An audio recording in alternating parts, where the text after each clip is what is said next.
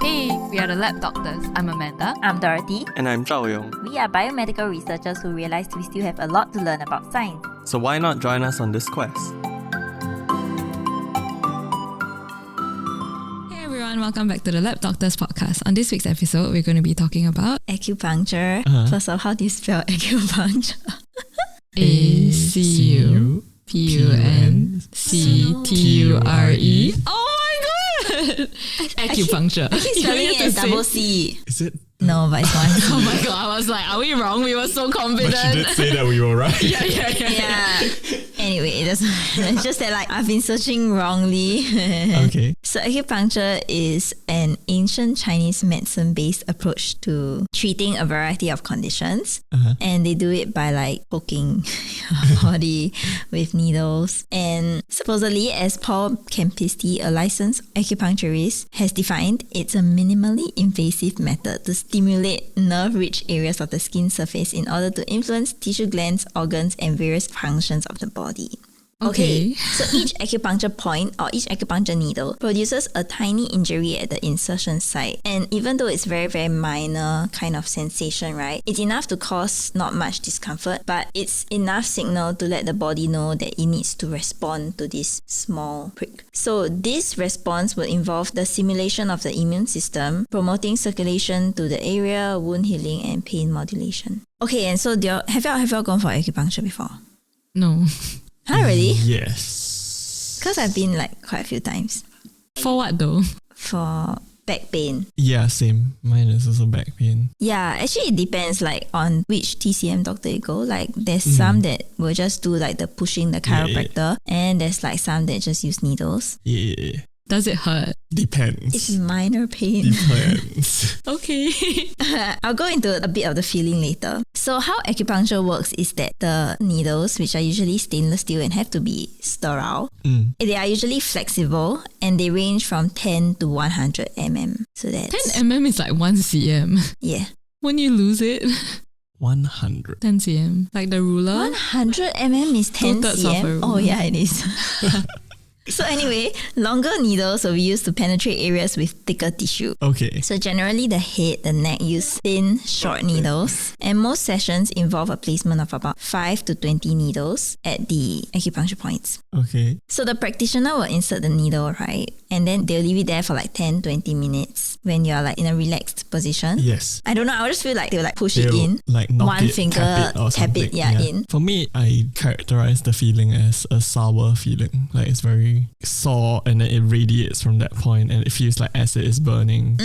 Yeah. Okay, radiate is the correct word. Okay. So the needle should be tugging the skin a bit. Okay. You should feel a little bit numb Yes. at the point. And there's this thing called mild radiculopathy. So this means that if there's an injury and damage to a nerve root in the area, that feeling will leave the spine as in it's radiating. Okay. Yeah, and this radiating feeling is known as di qi. So let's go into sort of the basic theory of acupuncture.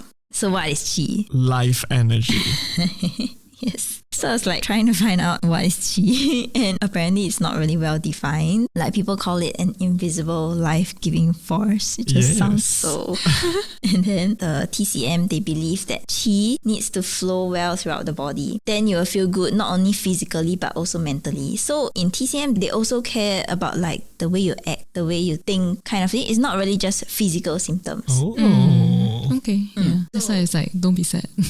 Yeah, if you're sad or even if you always give in to people. I don't know. So it actually has a mental, psychological aspect to it. I guess so. Therapeutic. I'm not sure how much of it is influenced by religion or culture, but there is a little bit of that aspect as well.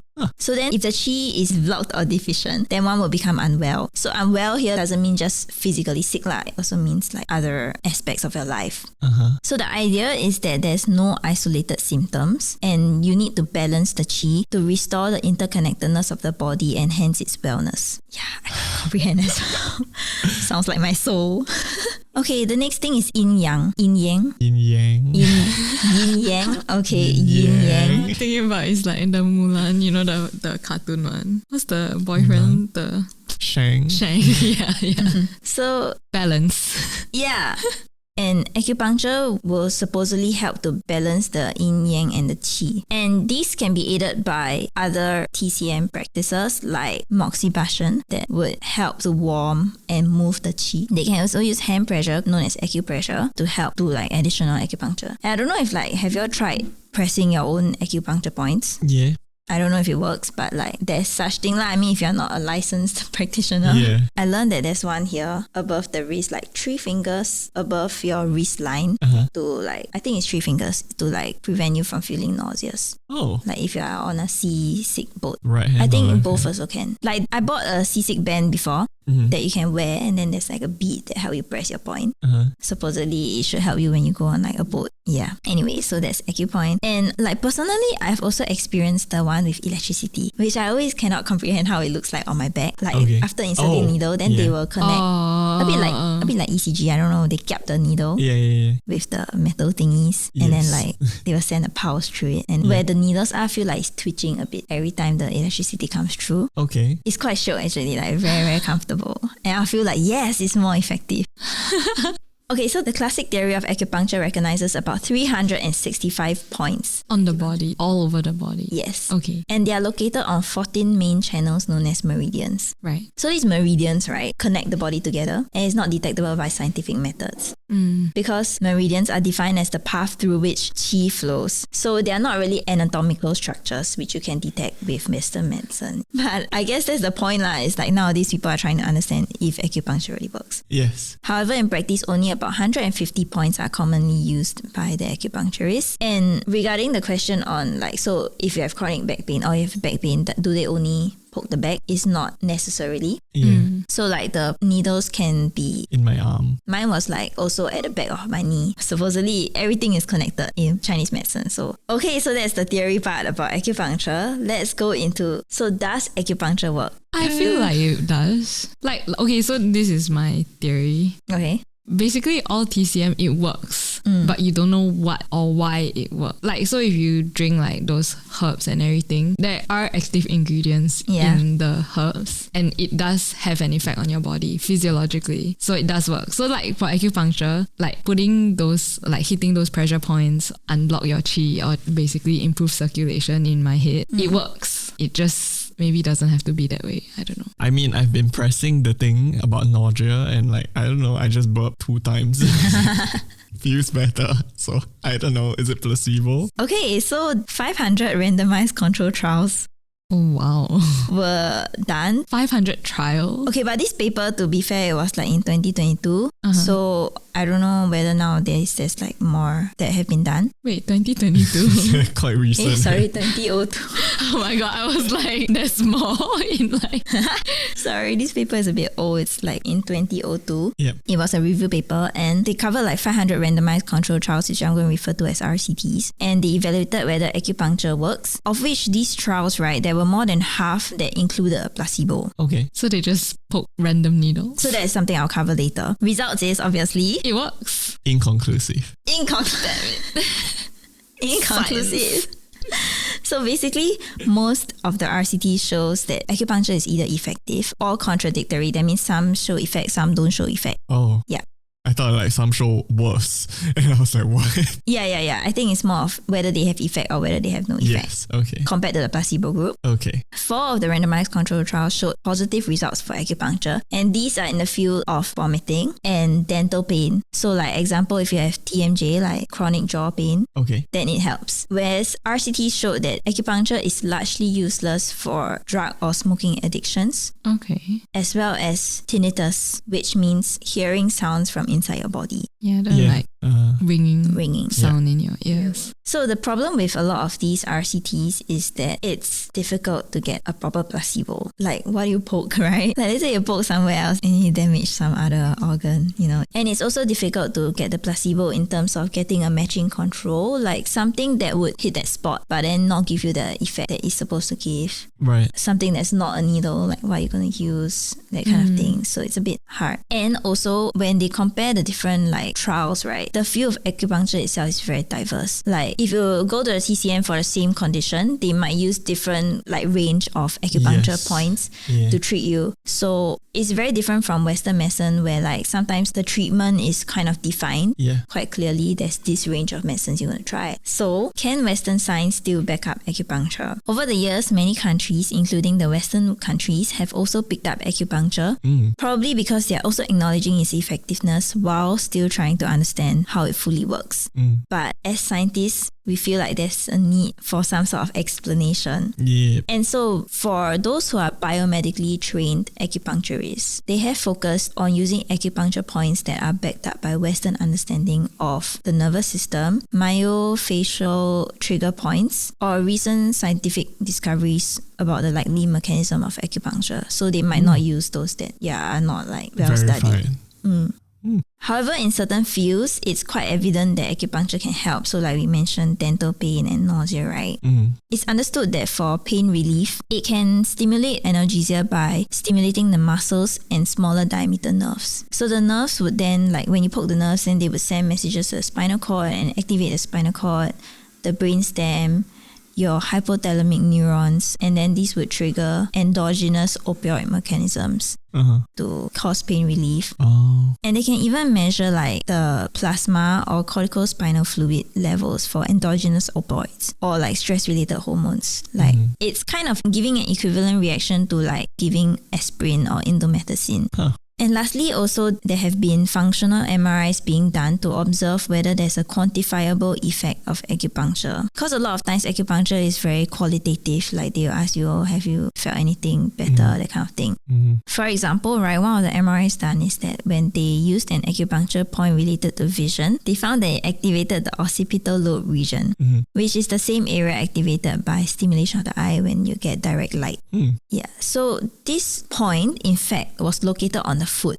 And when they poked other areas near the foot, so this is where I don't know what kind of placebo they're doing, but maybe it's safe. So when they poke other areas of the foot, they did not see the same kind of activation. Okay. And then MRI also showed that the electroacupuncture helped to increase concentrations of substances such as like substance P in the rat brain. Wait, they acupunctured the rat and then shocked it with... And then they looked at the MRI. Okay. And that's all. So do y'all think we should then use acupuncture? Should I say my opinion first? Sure. Okay, my opinion is for certain conditions, yes. I'm biased to certain diseases. So honestly, like, I wouldn't think of going to TCM for like asthma. Would you think of that? I feel like chronic conditions make sense to me. But infectious diseases, that one doesn't really make sense to me. As in you will go to a TCM for chronic diseases? Yeah, chronic diseases. Like asthma? Yes, I think so. Oh, okay. I wouldn't though. I guess because maybe like we grew up with Western medicine, right? So I would think like if Western medicine can back it up already and hopefully the therapy works, like I don't know, then I would continue to use the Western medicine. But if Western medicine is not able to give me a good therapy or they cannot explain what's happening to me, then I would go to TCM. Right. Yeah. Or like back pains, I would just go TCM. Right. I mean, like based on what you mentioned and also kind of based on, I guess, my limited knowledge on TCM, it feels like a very holistic approach, which to me sounds like a good approach for like chronic conditions because you don't know. I mean, how I feel Western medicine does things is like very segmented sometimes. Like, I mean, they're trying to move towards a more, we are trying to move towards a more like holistic approach. So it's like if there is issues with the GI system, gastrointestinal system, then it's like maybe actually it's just not the gastric tract. Also, there's like other things. Oh, yeah. Yeah, and so they are moving towards that, but it's still very segmented and very like everyone is a specialist in their own field. But I don't really know if another organ can trigger this. Maybe I know a bit, but then I will need to send you to another specialist. Yeah. Oh, that's but then true. like no one really looks at like the interaction between the different systems or the interaction between the different organs or whatever. And so it's like if TCM is more about a holistic approach, I feel like that makes sense. But then if it's like something for more acute conditions like infectious diseases where you need antibiotics, I feel like obviously Western medicine is better. So that's my take. I think that makes sense. I'm convinced by the pressure points and then the release of like endogenous opioids. So actually I'm very convinced by the pain part of it. Like you can use it for most kinds of pain, I guess. Which is the thing I wanted to ask also. like, so is it actually just relieving pain and not solving the root of the problem? Yeah. You know? I think so. That's what I'm afraid of, and I want to try because I always get headaches, but like so far most medications don't work. Okay. So I want to try acupuncture, which is why I was a bit reading. But from what I heard is that it's only pain relief. It doesn't solve the root of the problem. Sometimes all you need is pain relief, I guess. I mean, like quality of life lah, right? Yeah. Yeah. I mean, it does feel like a more natural way. I mean, like, I don't like the word natural because what is synthetic here anyway? How is poking a needle into you natural? Like, as in, if it's about activating your body's function to reduce pain, I feel like your body is smart in the sense that it can self-regulate. So if it's overcompensating, it would immediately be able to like switch it. Whereas if it's like a drug where I'm introducing something external. Yes. You can't control like how much your body reacts to it, I guess. And you can't control like how much the negative feedback and everything. Correct. Whereas, because you are just like hitting it with something. Whereas like, I guess your internal checks and balances, it will be like, okay, maybe this is too much already and then it'll stop. Like, so it's more automated in that sense. Yeah. Assuming you're like fine. Yeah. But all of this is just conjecture because I don't know how you need someone who acupuncture and TCM work. has like gone for TCM course or something, or is a licensed practitioner. Also, I would just like to add one more point is that from the studies, right, they find that there are very few adverse effects associated with acupuncture. So therefore, to me, it's like there's either going to be no effect or there's going to be effect. So might as well just, if I got money. You've nothing to lose. Correct. Yeah. Nice summary. Right. So yeah. Usually only if the acupuncturist is not well trained, then you get serious adverse effects. And serious adverse effects, I'm talking about needle breaking, organ puncture, transmission of infectious diseases, or even death. What? Death? Yeah, can you imagine? I don't know what death would, like why there would be death, but like I'm thinking if the needle it's like a death acupoint. Lost. You just stab it into the death acupoint. Your heart, I guess. So far, all the TCM I go is quite okay. So I will try it if I got time and money. And as usual, subscribe to our YouTube channel and follow us on Spotify. A like and a comment would really help us out. You can also follow us on our social media, Instagram, Twitter, or Facebook, and feel free to DM us any questions. Alternatively, you can email us at thelabdoctors@gmail.com. We'll post the links in the episode description so you can check them out if you're interested. Thank you! Bye-bye.